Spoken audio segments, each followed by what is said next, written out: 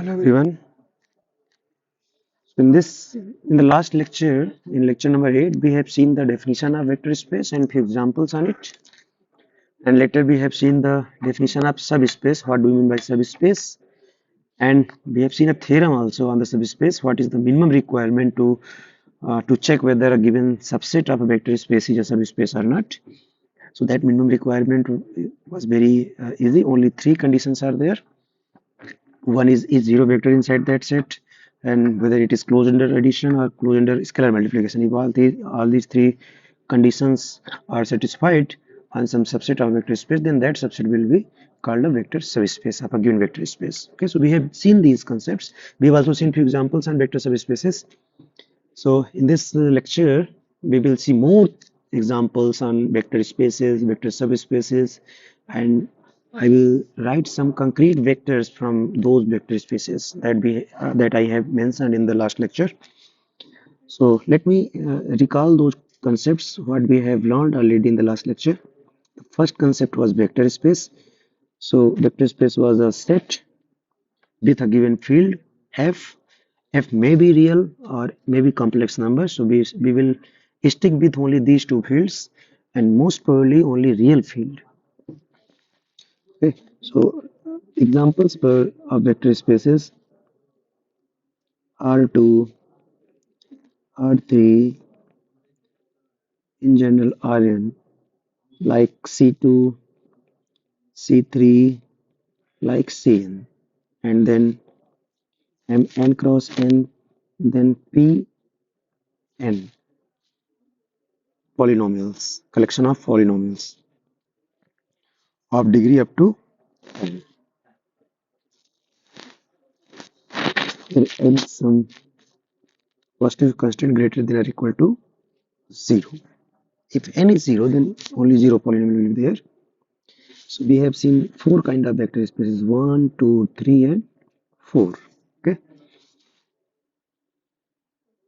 Now we will talk about some subspaces of these vector spaces. But before moving to subspace, let me talk about some concrete examples of vectors. For example,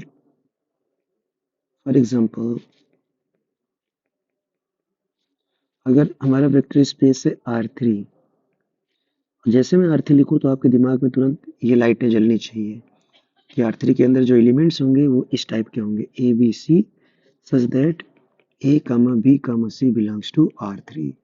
R3 के अंदर also not from R3 only R.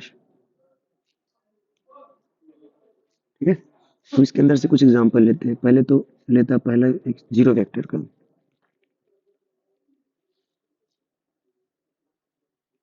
Zero vector का मतलब ये zero और इस zero का मतलब this is not ordinary zero, this is a zero vector whose all the components are zero and it has only three components in R3. Okay, so this is the zero vector. अब मैं एक vector लेता हूँ जिसमें तीन component में से कोई एक कंपोनेंट वन कर दो, बाकी सब जीरो कर दो. सपोज आपने पहला कंपोनेंट वन किया, बाकी सब आपने जीरो कर दिया. दूसरा एग्जांपल हो सकता है पहला कंपोनेंट जीरो, दूसरा वन, तीसरा जीरो. तीसरे एग्जांपल में फर्स्ट टू कंपोनेंट जीरो और लास्ट वाला कंपोनेंट वन. ये आ जाएगा E1, ये आ जाएगा E2 और ये आ जाएगा E3. इसको हम बोलते हैं स्टैंडर्ड वेक्टर्स. क्या है ये? These are the standard vectors. बहुत इंपॉर्टेंट वेक्टर्स है ये. क्लियर? तो E1, E2, E3 ये नाम दे दिया हमने वेक्टर्स का. उसी तरह से अगर हमको कहता B इक्वल टू R5 लेना है तो के लिए E1 क्या हो जाता? पहला कंपोनेंट, बाकी सारे के सारे जीरो. E2 क्या हो जाता? सेकंड कंपोनेंट वन, बाकी सारे के सारे जीरो. E3 क्या हो जाता? E4 क्या हो जाता? E5 क्या हो जाता है? ऐसे. So these are the standard vectors inside R5. Okay. अब जैसे मुझे सम करना है, स्केलर मल्टीप्लाई करना है, जैसे लैम्डा इंटू E2 करना है. इसका मतलब क्या करना है? लैम्डा को आपको E2 के हर एक कंपोनेंट से मल्टीप्लाई कराना है और E2 के पास कंपोनेंट कितने हैं? 5. तो जीरो लैम्डा को जीरो से मल्टीप्लाई कराओ तो यू विल गेट जीरो, 1 से मल्टीप्लाई कराओ तो lambda 0 0 0। So this is a scalar multiplication. और अगर मुझे दो वेक्टर को ऐड करना, सपोज e1 प्लस e2 करना है, तो ये आपको तुरंत पता चलेगा कि कंपोनेंट वाइज एडिशन होता है, तो 1 दूसरा कंपोनेंट 1 बाकी सब 0 0 हो जाएंगे। This is how. और अगर कोई कहे कि e1 plus e2 plus e3 plus e4 plus e5 कर दो, तो आपको देखो अब सबको जोड़ना है, तो पहले कंपोनेंट को सबको जोड़ लो, हर एक वेक्टर के पहले कंपोनेंट को जोड़ो। तो पहला वाला कंपोनेंट पहले वेक्टर में 1 है, बाकी सारे वेक्टर से कंपोनेंट पहले वाले 0 है, तो 1 प्लस 0 0 0 करोगे तो 1 आ जाएगा। ऐसे 1 1 1 1। ठीक है, ये आया। इस तरह की चीजें हमने देखी। तो ये हो गया वेक्टर सम और ये हो गया scalar multiplication. This is scalar multiplication, this is a vector sum, this is a vector sum. Now let's see some examples of subspaces. एक एग्जांपल करते हैं सब स्पेस का। क्वेश्चन है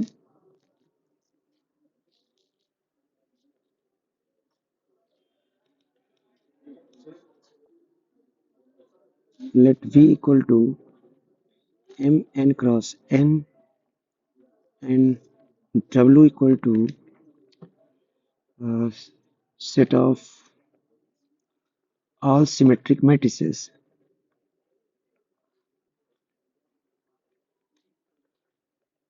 Symmetric matrices. Now question is prove that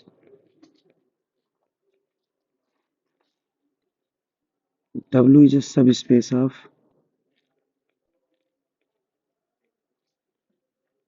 V. So this is our question. So W is the set of all symmetric matrices and prove that W is a subspace of V. So this question is a very important question for exams. See how to solve.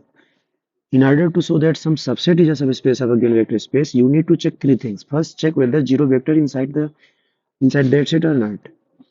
So W is a subset of capital V और B के अंदर क्या है? B क्या है? Collection of all the matrices of order n cross n, square matrices collection है n cross n order की। और W अगर B का सबसेट है तो W के पास भी जो वेक्टर्स होंगे या एलिमेंट्स होंगे वही मैट्रिसेस होंगी और उनका भी ऑर्डर क्या होगा? n क्रॉस n होगा। तो B के अंदर जो जीरो वेक्टर होगा, जीरो वेक्टर वो एक्चुअल में जीरो मैट्रिक्स है कितने ऑर्डर की? n क्रॉस n ऑर्डर की। और आपको पता है ये B का मेंबर है। ना हमें चेक करना है ये W का मेंबर है कि नहीं। W के अंदर होने का जो क्राइटेरिया है मेंबरशिप का वो ये है कि वो सिमेट्रिक मैट्रिक्स होनी चाहिए। अब हमें चेक करना है is zero vector is a symmetric matrix, is zero matrix is a symmetric matrix. And what is a symmetric matrix? A matrix A symmetric if A transpose equal to क्या आ जाए? A आ जाए। This is the definition of symmetric matrix. So check zero transpose will be equal to zero matrix only. This implies zero is a zero matrix of n cross n order is a symmetric matrix. Is a symmetric matrix, and hence it will fall inside the set W. Hence zero belongs to set W. तो पहली definition clear हो गई। Now come to second. We will check whether it is closed under addition or not. Closed under addition का मतलब है W से आप दो matrices उठाओ। So let A comma B belongs to W। अब W के अंदर होने का क्राइटेरिया क्या है? अगर कोई मैट्रिक्स आप W से पिक करेंगे, this matrix will be symmetric matrix. And what is the definition of symmetric matrix? A transpose will be equal to A and B transpose equal to B. So this is the information that we have gathered from the membership criteria of W. Now we want to show that A plus W क्या show करना? What is our target? We want to show whether A plus B belongs to W or not. This is our target. And A plus B will be inside W if its transpose equal to that matrix. So to see this, A plus B transpose equal to A transpose plus B transpose, but A transpose equal to A, B transpose equal to B. तो यहाँ से हमें क्या मिला? So we have got A plus B transpose equal to A plus B. तो देखा, अगर किसी मैट्रिक्स का ट्रांसपोज उसी मैट्रिक्स के इक्वल आ जाए तो मैट्रिक्स सिमेट्रिक होती है। So this implies A plus B is a symmetric matrix. Is a symmetric matrix, and this implies a plus b belongs to f. Now we will see the third condition, scalar multiplication. So let alpha belongs to the field R. कब? गो गो, हाँ अभी आना लौट करके paper के बाद, ठीक है? Then I will take your Viva. Let alpha belongs to R and no, I do not require WhatsApp. You just come and give the Viva after the exam. Let alpha belongs to R and AB belongs to W. This implies A is a symmetric matrix. And what is the definition of symmetric matrix? A transpose equal to A. Now what is your aim? Your aim is to show alpha times A belongs to W or not. This is your target to show. ये हमें show करना है. How to show it? It will be inside W if its transpose equal to itself. सो ये आ जाएगा alpha into ए। Alpha number है, number का कोई transpose नहीं होता, ट्रांसपोज सिर्फ मैट्रिक्स का होता है। बट ए ट्रांसपोज अभी अभी आपने लिखा है कि एक इक्वल होगा, तो यहाँ से अल्फा इंटू ए आ गया, तो आपने क्या देखा, alpha A transpose equal to alpha into A. This implies alpha A जो मैट्रिक्स है, this is a symmetric matrix,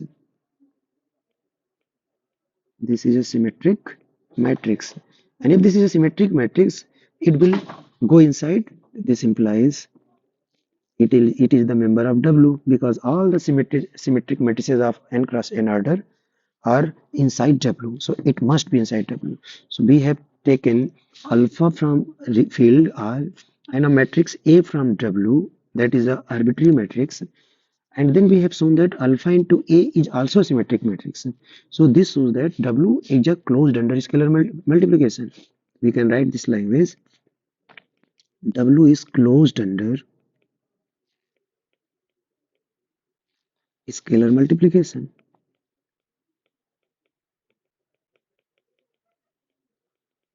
And if your some subset of a given vector space satisfies these three conditions or these three axioms, then that subset will be a subspace. So this implies capital W is a subspace of vector space V. And what is V? V is the vector space of n cross n order matrices. So this is how you will write the proofs if you encounter in the exam. So I'm writing a homework for you. पहला homework,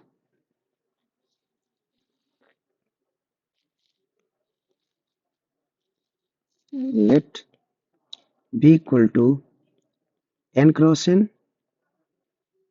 First capital W को मैंने ले लिया, it is the collection of all the matrices of n cross n order such that A transpose equal to minus A. Now I am taking a special kind of matrices known as skew symmetric matrices. अगर कोई matrix इस condition को satisfy कराती है तो उसको क्या बोला जाता है, skew symmetric matrix. तो so W is a collection of all the skew symmetric matrices. दूसरा, take W equal to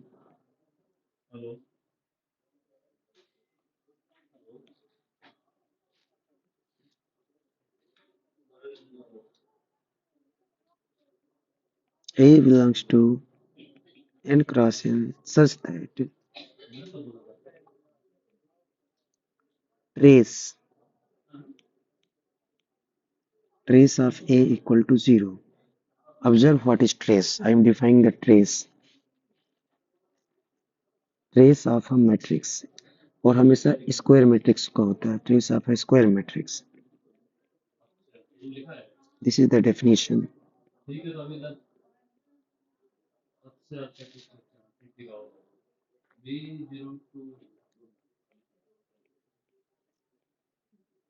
trace of a square matrix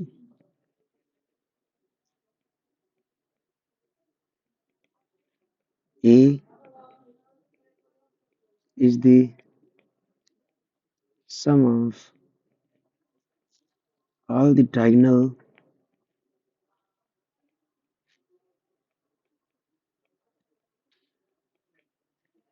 so trace of a square matrix A is the sum of all the diagonal elements from A। अगर आपकी matrix A equal to है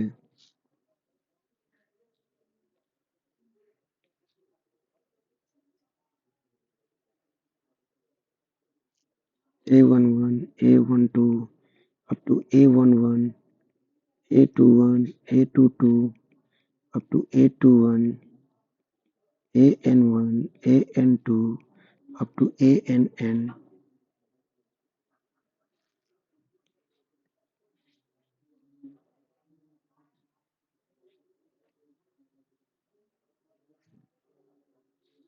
implies then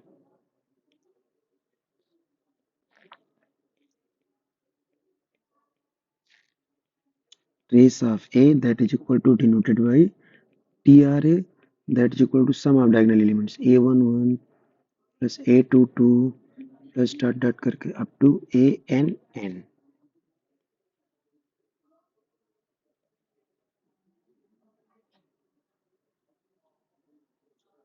ठीक है, ये आ गया definition trace की।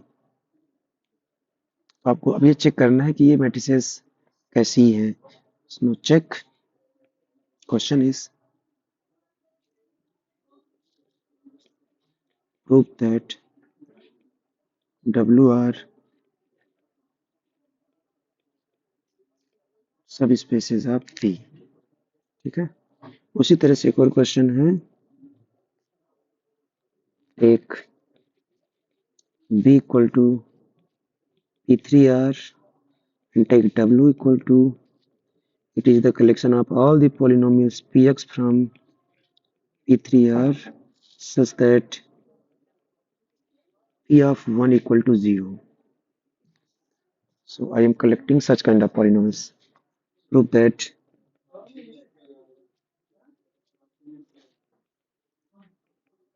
W is a subspace of P3R। Clear? So ये सारे क्वेश्चंस आप ट्राई करिएगा।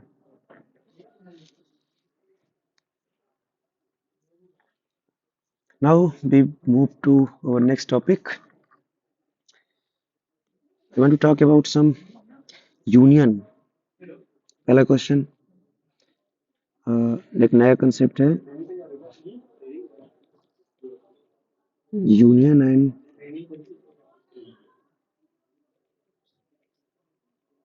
intersection of subspaces। So this is the next concept that we will explore। So we have seen the concept of subspaces in a given vector space। So suppose we have two vector subspaces। So we have a vector space capital V, we have a vector space capital V and small subspaces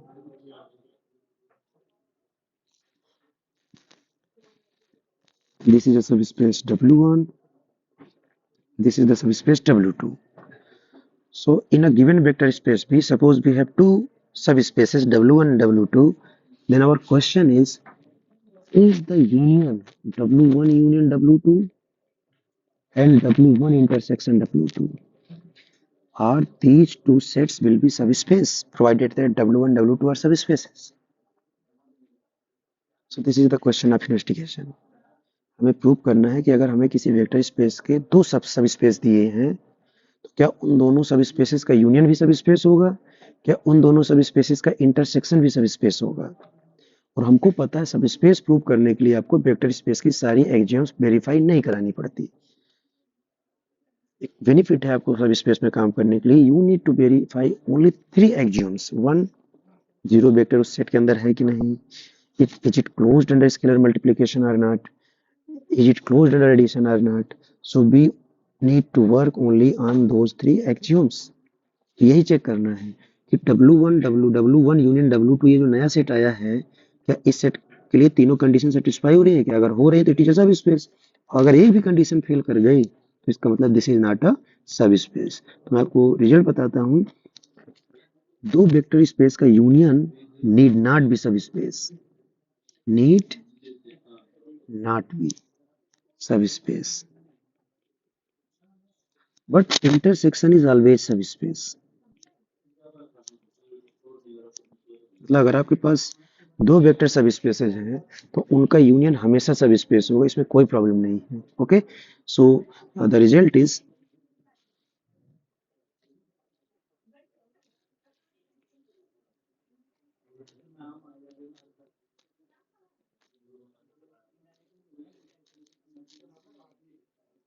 union of two subspaces of a given vector. एक ही vector space के वो सब space होने चाहिए।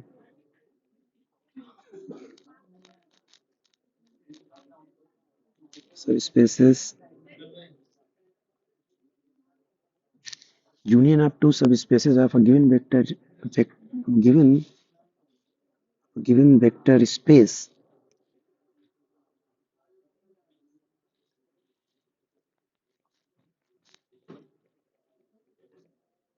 need not be a subspace। कुछ condition में देखो सब स्पेस हो सकता है, तो उसने कहा नीड नॉट, ऑलवेज नहीं। उसने कहा कभी कभी यूनियन सब स्पेस हो भी सकता है, कभी कभी नहीं भी हो सकता है। while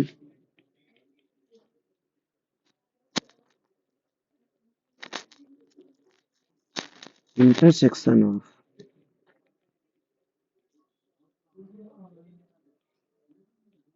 two subspaces is always a subspace। why only two? You can take finitely many vector subspaces। Suppose आपके पास w1 w2 w3 up to w100, let if they are subspaces of B, then their union w1 union w2 union dot dot करके w100 is a subspace। This is a subspace of V।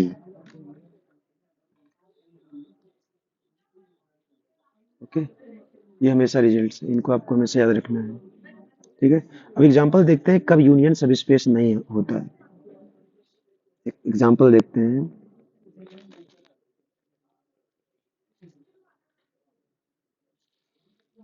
Late capital B equal to R2। पहला set W1 define कर रहा हूं मैं, A comma 0 such that A belongs to R, और एक दूसरा set मैंने डिफाइन किया W2 0 comma A such that A belongs to R। अब देखो दोनों में खास बात क्या है, W1 के अंदर जो वेक्टर्स हैं वो भी टू कंपोनेंट वाले, मतलब they are vectors from R2, और यहाँ पर भी वेक्टर फ्रॉम R2 है। इसका मतलब they are subsets of R2। W1 और W2 दोनों सबसेट्स हैं R2 के, even they are subspaces of R2। Both W1 and W2 are subspaces of V। And what is V? V is R2। ये आप prove करना। W1 के अंदर जो एलिमेंट्स हैं, वेक्टर्स हैं, उनकी खास बात क्या है कि दूसरा कंपोनेंट जीरो होगा। पहला कंपोनेंट कुछ भी हो सकता है, but second component is always zero. और W2 में खास बात क्या है कि W2 is the collection of those vectors from R2 जिसके पहले कंपोनेंट जीरो होंगे, दूसरा कंपोनेंट कुछ भी हो सकता है। यहाँ से मैं कुछ एग्जांपल लेता हूँ, जैसे W1 से कुछ वेक्टर लेते हैं लोग, like 1 comma 0 1 comma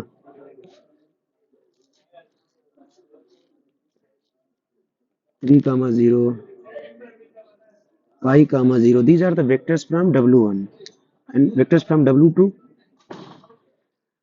0 comma 1 0 comma 2 and 0 comma 5। These kind of vectors are inside W2। okay, so we can Generate various examples of vectors from W1 and W2. Now check which vector is common to W1. Is 0, 0 inside W1? Answer is yes.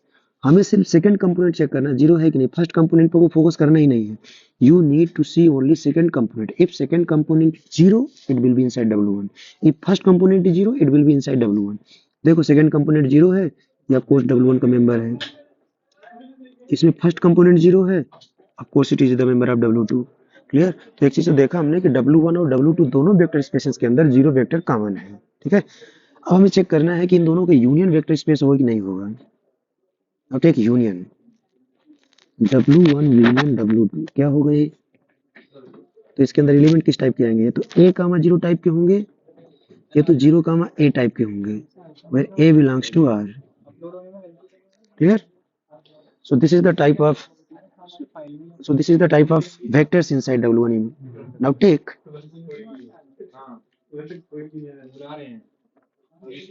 अब आपको check करना कि ये vector सब space है कि नहीं. सो W1 union W2 के वेक्टर्स लेते हैं. एक वेक्टर लिया मैंने 1 कामा 0 एंड दूसरा वेक्टर लिया 0 कामा 1, और दोनों को दोनों देखो W1 यूनियन W2 के अंदर हैं. ठीक है. बट इन दोनों का सम देखते हैं, whether their sum is inside W1 union or not. So that is equal to 1 comma 1. That does not belongs to W1 union W2. उसने बोला कि W1 union W2 के अंदर वही वेक्टर्स होंगे जिनमें या तो पहला कंपोनेंट जीरो होगा या तो दूसरा कंपोनेंट जीरो होगा. मतलब ऐसे वेक्टर्स नहीं हो सकते इसके यूनियन में जिनमें दोनों कंपोनेंट नॉन जीरो हो. But this is the vector in which both the components are non zero. Hence, this vector cannot be inside W1 union W2. This implies W1 union W2 is not closed under vector addition. So, this implies W1 union W2 is not closed under vector addition. Now, come to next thing. For intersection. Now, we are talking about intersection. W1 intersection W2. W1 intersection W2 को कैसे interpret करेंगे देखो. So it is the collection of those vectors which are inside W1 and inside W2. मतलब W1 के भी अंदर होना चाहिए, W2 के अंदर भी होना चाहिए. और अगर W1 के अंदर है तो W1 के अंदर है तो कौन सी कंडीशन हमें ली थी, सेकंड कंपोनेंट जीरो होना चाहिए. और अगर W2 के अंदर है तो फर्स्ट कंपोनेंट जीरो होना चाहिए. और क्योंकि दोनों में आना है, उसको W1 के अंदर भी आना है, W2 के अंदर भी आना है उस वेक्टर को, इसका मतलब दोनों कंपोनेंट जीरो होंगे. सो this is precisely a zero vector set. इसको बोलते हैं जीरो वेक्टर स्पेस. ये कौन सा वेक्टर स्पेस है, जीरो वेक्टर स्पेस या ट्रिवियल वेक्टर स्पेस बोलते हैं. Zero vector space. Okay. It has only one vector, that is the zero vector. Okay, so we have seen these concepts. How much time we have already achieved? Okay, so we have enough time to move further.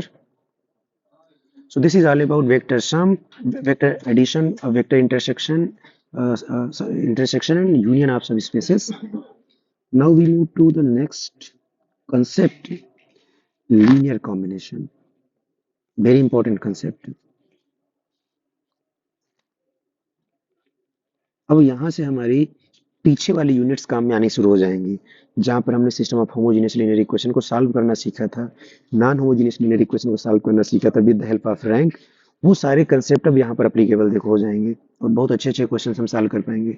Linear combination of vectors, क्या मतलब है इसका. Combination का मतलब combine कर रहे हैं. क्या कर रहे हैं हम लोग, कंबाइन कर रहे हैं. और लीनियर का मतलब पावर वन के साथ कंबाइन कर रहे हैं, विद पावर वन. ठीक है. एग्जाम्पल लेते हैं. सपोज मैंने vector space B equal to R2 ले लिया.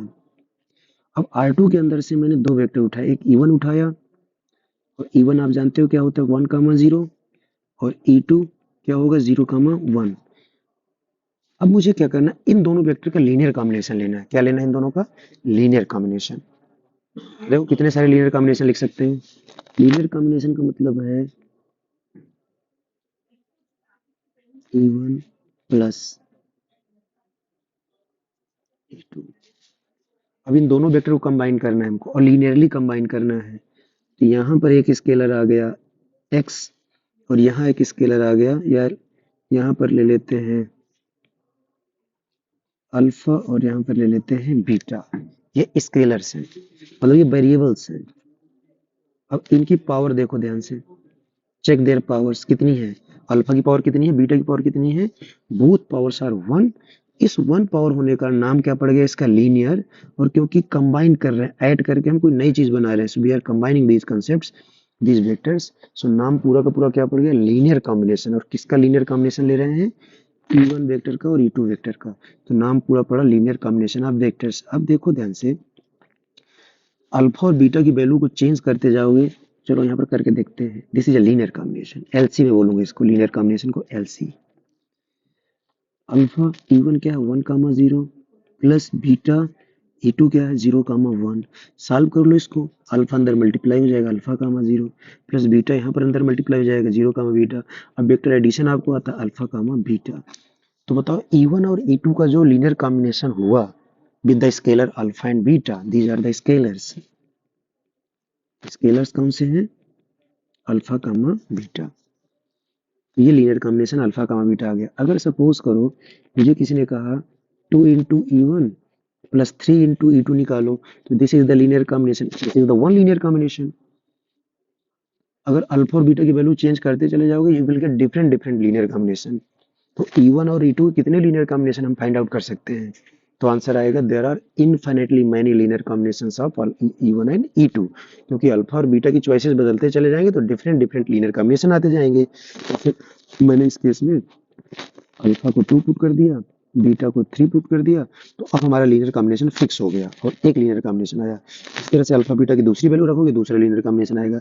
ऐसे करके अल्फा बीटा की जितनी वैल्यू रख सकते हो तुम सब रख दो, तो you will get infinitely many linear combinations corresponding to those values of alpha and beta. So 2E1 plus 3E2 कितना आ जाएगा, डायरेक्ट यहाँ पर अल्फा बीटा की वैल्यू पुट कर दो, आंसर आ जाएगा 2,3। सो यहाँ पर क्या लिखेंगे, क्या लिखेंगे, vector 2,3 is in the form of linear combination of E1 and E2। क्या लैंग्वेज लिखेंगे, vector 2,3 is in the linear combination of vectors E1 and E2। तो 2,3 किन दोनों वेक्टर्स के लीनियर कॉम्बिनेशन के फॉर्म में है, E1 एंड E2 के लीनियर कॉम्बिनेशन के फॉर्म में है। उसी तरह से अगर मैं अल्फा को 0 बीटा को भी 0 कर दूं तो क्या मिलेगा आपको, 0 into E1 plus 0 into E2 that is equal to 0 vector. So zero vector is in the linear combination of E1 and E2. This implies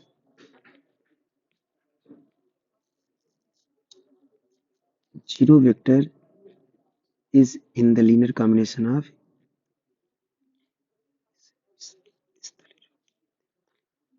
is the linear combination of E1 and E2। Basically हम हमारे पास ये है, ये E1 vector है और ये E2 vector है, और एक ये वेक्टर स्पेस है R2। इस R2 से मैंने E1 लिया और E2 लिया, इस पूरे वेक्टर स्पेस से मैंने एक वेक्टर वेक्टर बी उठाया। अब हमें चेक करना है कि whether this vector is in the linear combination of E1 and E2। इसका मतलब ये क्वेश्चन पूछ रहे हैं हम कि क्या कोई अल्फा और बीटा मिल रहा है such that B can be expressed as alpha times E1 plus beta times E2। अगर अल्फा और बीटा की वैल्यू हमको मिल जाए तो आपका ये जो वेक्टर बी है ये E1 वेक्टर और E2 वेक्टर के लीनियर कॉम्बिनेशन के फॉर्म में है। बट दुनिया में अगर ऐसा कोई अल्फा बीटा मिले ही ना such that this equation satisfies, तो हम बोलेंगे your vector B is not in the linear combination of E1 and E2। Clear. तो अब हम रिवर्स क्वेश्चन पूछेंगे, हम आपको एक वेक्टर बी देंगे, E1 पता होगा E2 पता होगा, अब हमें पता लगाना हो कि whether vector B is in the linear combination of E1 and E2 और नॉट। ठीक है, तो ये हमको चेक करना है। तो करते हैं, एक क्वेश्चन देता हूं आपको,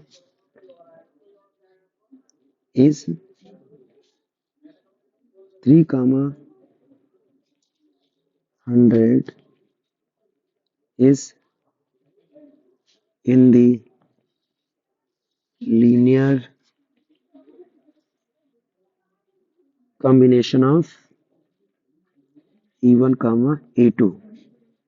इसका मतलब आप क्या चाह रहे हो कि क्या you can write solution can be right 3 comma 100 equal to alpha times E1 plus beta times E2, but you know this is same as alpha comma beta and this implies अब दो वेक्टर ये vector और ये vector equal कब होंगे जब इनके component equal होंगे। तो यहाँ से पहला कंपोनेंट अल्फा इक्वल टू 3 आ गया और बीटा इक्वल टू कितना आ गया 100 आ गया। तो of course you can write, तो यहाँ देखो अल्फा और बीटा की वैल्यू मिल गई आपको। जब वैल्यू मिल गई इसका मतलब you can express your vector 3 comma 100 as a linear combination of vectors E1 and E2। Answer is yes. So this is done. This is the first question. Let B equal to R2, take R3 and set S। S एक set बना रहा हूँ जिसके अंदर है E1, E2, I am not writing E1, E2. Let me write 1, 0, 1, 0, 1, 0, 0, 0, 1। Question है इस 1, 1, 1 is in the linear combination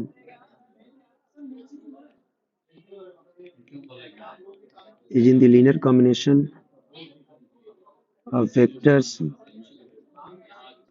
of S। S के वेक्टर्स के लीनियर कॉम्बिनेशन के फॉर्म में है कि नहीं।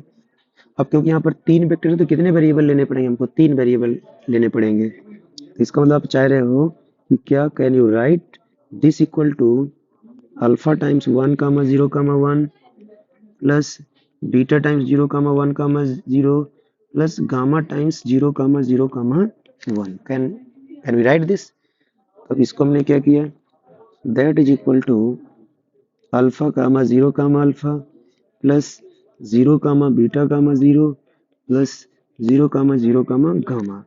अब यहाँ से क्या आएगा, पहले पहले कंपोनेंट को ऐड करेंगे तो अल्फा आ जाएगा, सेकंड कंपोनेंट को ऐड करेंगे गामा, बीटा आ जाएगा और थर्ड में आ जाएगा अल्फा प्लस गामा। तो ये 1, 1 की ये वैल्यू आई। अब देखो इक्वेशन कैसे बनेगी, जो मैंने बताया था ना system of linear equation use करेंगे हम लोग रैंक का कंसेप्ट। तो यहाँ से पहली इक्वेशन से 1 इक्वल टू क्या आ गया अल्फा, दूसरी इक्वेशन से 1 इक्वल टू कितना आ गया बीटा और यहाँ से 1 equal to alpha plus gamma. देखो अल्फा की वैल्यू ऑलरेडी 1 आ चुकी है, तो इस इक्वेशन में जैसे आप अल्फा की वैल्यू 1 रखोगे तो गामा की वैल्यू कितनी आ जाएगी, 0 आ जाएगी। तो देखो अल्फा की वैल्यू भी मिल गई आपको, बीटा की वैल्यू मिल गई, गामा की वैल्यू मिल गई। तो इसका मतलब क्या हो गया, you can always express 1, 1 equal to alpha क्या हो गया, अल्फा की वैल्यू कितनी आई है 1 times what is the first vector, suppose this is vector b1, this is vector b2, this is vector b3। तो यू कैन राइट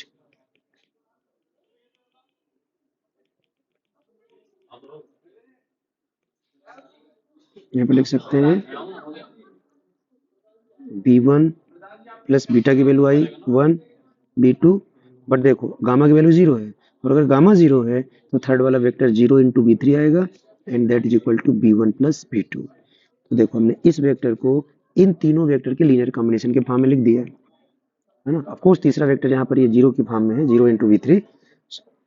तो this is how the linear combination will work on. ठीक है, अब span क्या होता है, अगर आपने लीनियर कॉम्बिनेशन का कंसेप्ट समझ लिया तो you can easily understand the concept of span of a set. Let capital B be a vector space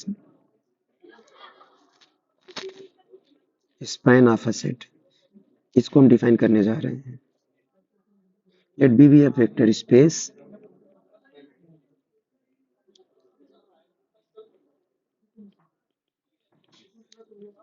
over the field F and W and S। Suppose करो इसके पास कुछ वेक्टर्स हैं and S equal to B1, B2। Suppose it has n vectors, so this is a set of n vectors and S be the subset of vector space B, then span of S equal to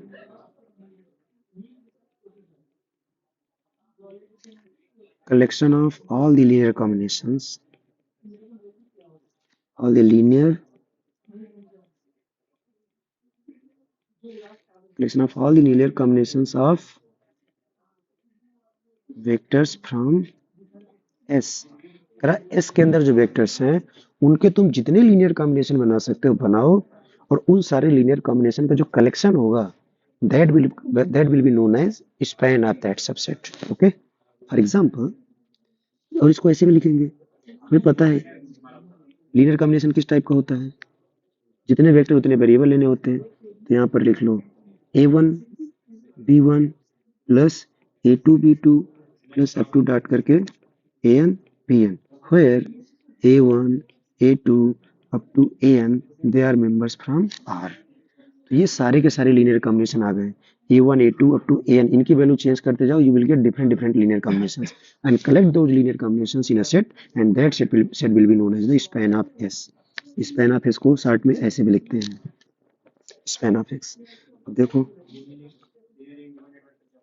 question,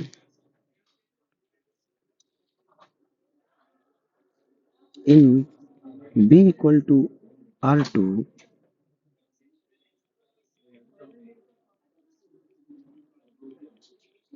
find the span of first S equal to, मैंने एक ही set लिया 1,0, दूसरा set S equal to लिया मैंने 1,1, तीसरा set मैंने लिया S equal to E1, E2। इन तीनों सेट्स का मुझे स्पैन फाइंड आउट करना। देखो फाइंड आउट करते हैं, solution. First, span of S का मतलब एस के अंदर जितने वेक्टर्स हैं उनका लीनियर कॉम्बिनेशन, और इसके अंदर एक ही वेक्टर है तो सिर्फ ये अल्फा टाइम्स 1,0 आ जाएगा, और यहाँ पर अल्फा की वैल्यू क्या होगी, रियल होगी। At that is equal to, alpha को मल्टीप्लाई करा दो अंदर, तो alpha 0, alpha belongs to R, और ये क्या हुआ, so it is the collection of those vectors from R2 which second component is 0। तो इसके अंदर बहुत सारे वेक्टर्स हैं, जैसे 1,0, -1,0, -3,0, -1,000, 0,0, ये सारे के सारे स्पैन ऑफ एस में है, बट 0,0, 0,1, 0,1,001, 1,1,001, ये सारे vectors all are not inside the span of S. कोई भी वेक्टर स्पैन ऑफ एस के अंदर नहीं है, तो स्पैन ऑफ एस के अंदर वही वेक्टर्स आएंगे जिनका सेकंड कंपोनेंट 0 है। ठीक है, और ऐसे कितने वेक्टर्स हैं, there are infinitely many vectors. तो इसके स्पैन में कितने वेक्टर आए, इन्फिनिटली मेनी वेक्टर्स आए, है ना। इवन स्पैन, किसी वेक्टर का, किसी सेट का जो स्पैन होता है वो हमेशा वेक्टर सब स्पेस होता है। तो अगर आपसे कोई पूछे कि सब स्पेस बताइए, तो आप कोई भी एक सबसेट उठाना उस वेक्टर स्पेस का और उसका स्पैन निकाल देना, that will be the vector subspace. Okay, so give me 10 minutes, okay, wait outside then come. Now for the second question, if I choose capital S equal to, now span of S equal to, in our second question there is only one vector 1,1, so span of S will be alpha times 1,1 such that alpha belongs to real number, and this is same as alpha comma alpha and alpha belongs to R। तो क्या खूबी है इस vector की ये खूबी है कि इसके दोनों कंपोनेंट सेम है।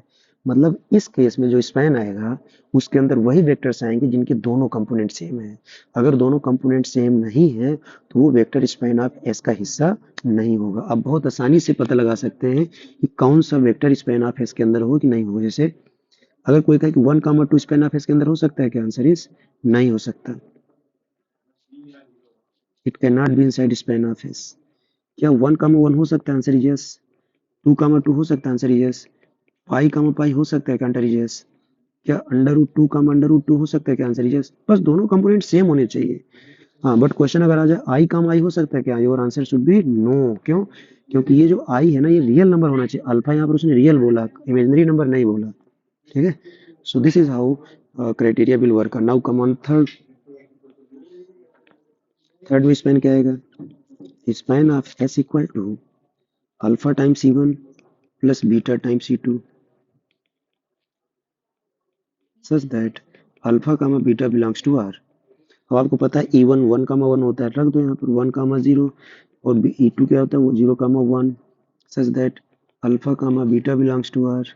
Now your question will be what will be the answer? Then answer will be this. So it is the collection of all the ordered pair alpha and beta. Alpha भी real number है, beta भी real number. अब दोनों के ऊपर कोई restriction नहीं है। कोई रिस्ट्रिक्शन है क्या अल्फा बीटा पर? कोई रिस्ट्रिक्शन नहीं, they should be real number. और ऐसा कलेक्शन पूरा का पूरा क्या होता है? R2 होता है।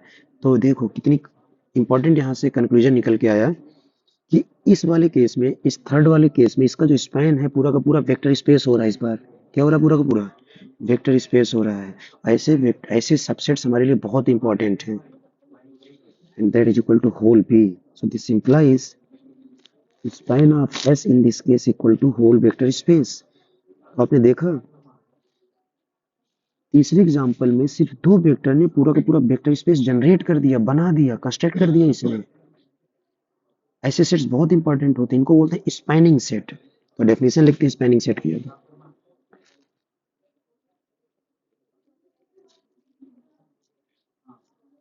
देखो जो हम ऑब्जर्व कर रहे हैं उन्हीं को हम डिफाइन करते जा रहे हैं छोटे छोटे टर्म्स से।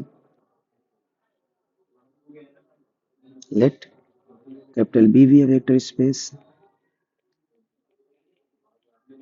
let capital B be a vector space, then a non-empty subset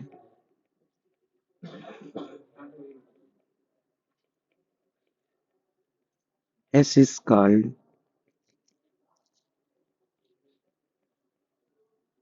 a spanning set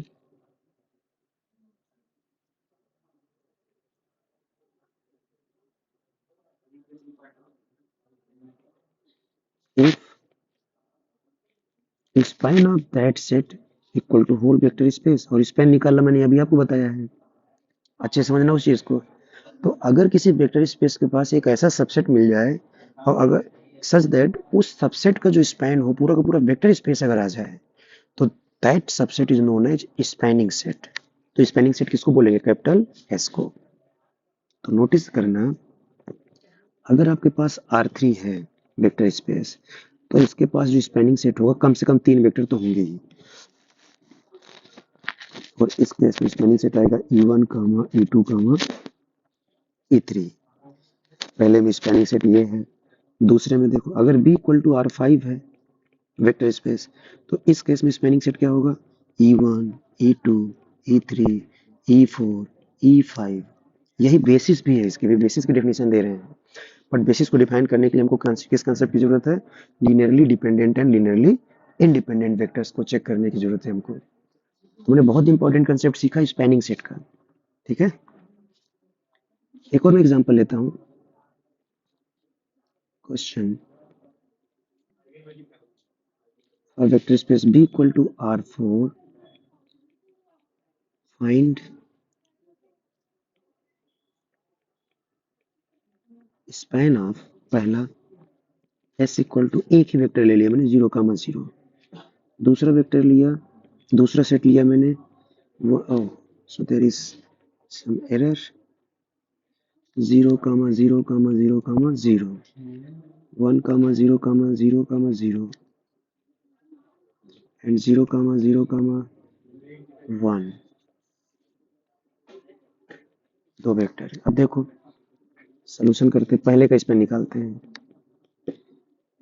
span of S का मतलब क्या है?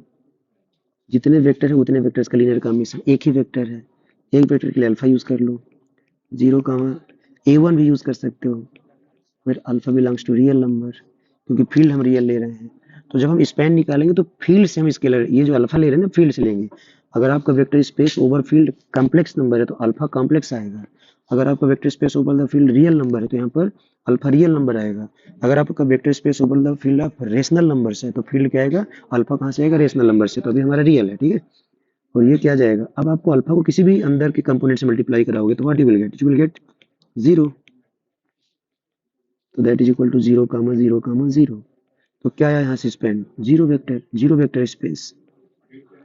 कौन सा वेक्टर स्पेस आया? Zero vector space.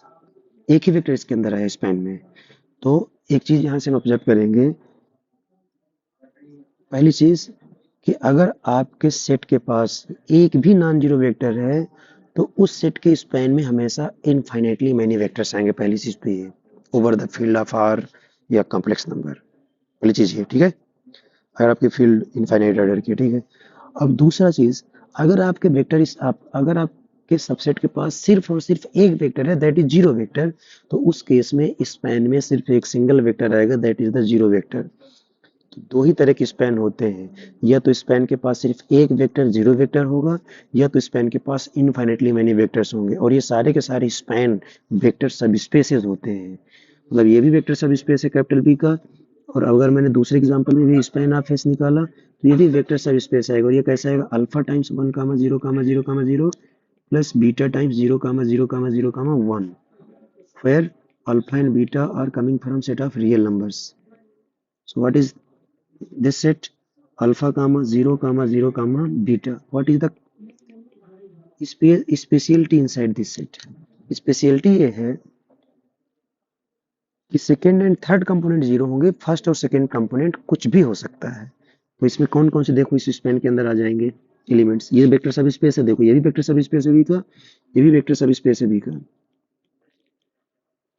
इसके अंदर वेक्टर्स कौन कौन आएंगे? 1 comma 0 comma 0 comma 2। Of course this is a vector inside span of S. 0 comma 0 comma 0 comma 0, this is again a vector space, vector inside S. यहाँ पर alpha beta की value 0 choose कर लेंगे। 5 कामा 0 कामा 0 कामा 5, क्या ये सब vector हो सकता है क्या इसके अंदर? Answer is yes. भाई अल्फा 5 रख ले, बीटा 5 रख दे, है ना। तो अल्फा बीटा सेम होना कोई जरूरी नहीं है, दे may be same, they must, the only thing that second and third components must be zero. But observe this 1 comma 1 comma 0 comma 5, क्या ये वेक्टर होगा? Answer is no. यहाँ पर 0 होना चाहिए था, यहाँ पर 1 आ गया, इसलिए एस का स्पैन ऑफ एस का मेंबर नहीं है। तो ये तीनों के तीनों वेक्टर्स बिलोंग कर रहे हैं स्पैन ऑफ एस में, बट ये भाई साहब स्पैन ऑफ एस में बिलोंग नहीं कर रहा है। So this is how we will see the concept of span of a set. Clear? और what is generating set? Spanning set, spanning set का दूसरा नाम है जनरेटिंग सेट। दूसरा नाम क्या है? Generating set. Okay, so this is all about the spanning set and generating set. So in the next lecture we will see linearly dependent and independent vectors. Okay.